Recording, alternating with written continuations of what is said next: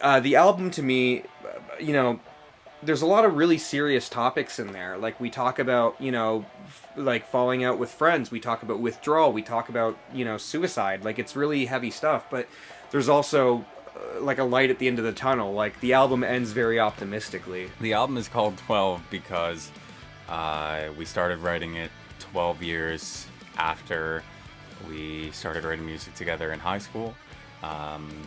It also aligns with the 12 songs on the album and is in theme with the naming convention of the band December. One day, we just came together and we're like, hey, we really wanted to put some music out together for a long time, and we just decided, why not now after all this time? This album to me is like, it embodies a lot of things, and first and foremost, it's like, we're all just a bunch of friends kind of collaborating and doing what we love. So that in and of itself means a lot to me. I guess we'll never know if living life the way we want to is aimless. I think my favorite moment was when we actually recorded Aimless and we heard it for the first time. Like I think because originally it wasn't going to be a full album, we were just writing, and I think once we wrote that, we knew we were onto something.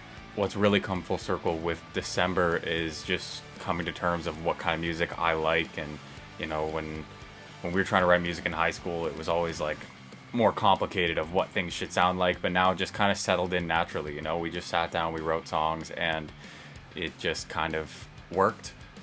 Maybe this is cliche to say, but I would say this is like a love letter to our friendship and how we've grown as people, and the culmination of all the different types of music that we listen to, different styles, our different sounds, our tastes, and our influences, and just bringing that all together, and our different talents as well, and seeing if we can create something. And that's what I think this album's really all about.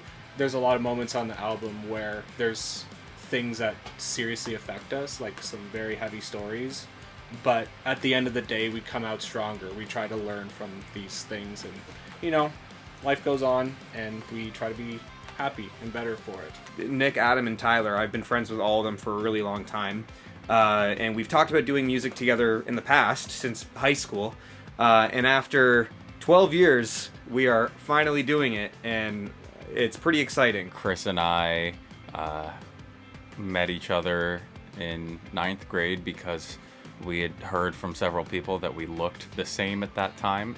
I don't know how much that is true now, but so the first time I ever spoke to Chris was him telling me that we should swap clothes for Halloween to fool people and then go to each other's classes. And we did do that, and it, for some fucking reason, actually worked, and people thought I was Chris. Nick and Tyler I've met in high school.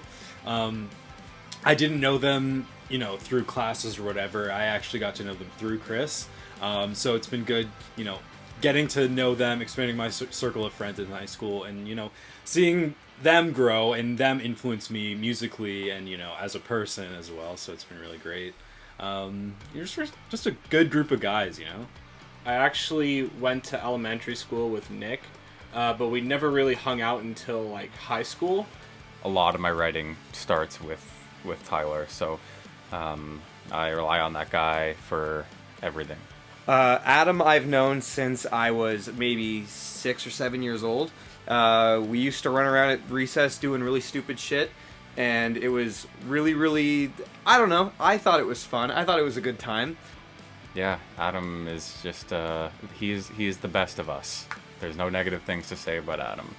When I was in the 9th grade, I went to the zoo for a field trip, and Nick was there, and we were kind of friends, but not super close yet. And he had a broken leg, so he was in a wheelchair, and he got stuck with me. And I was like, man, if we're doing this, we're doing it my way.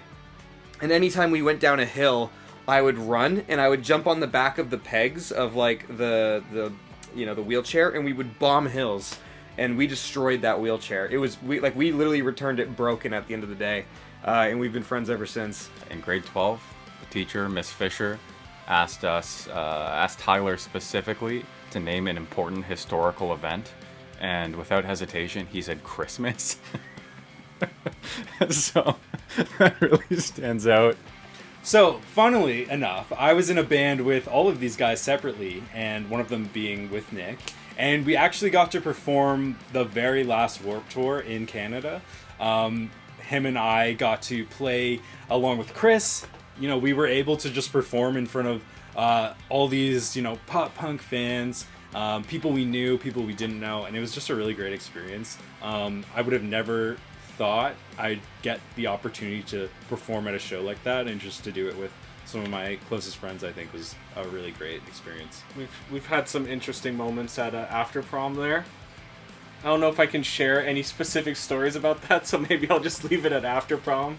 I think that was a fun time. You know, for me personally, I feel like I'm only as good as my most recent work, and I feel like this being my most recent work, it's also my best work. And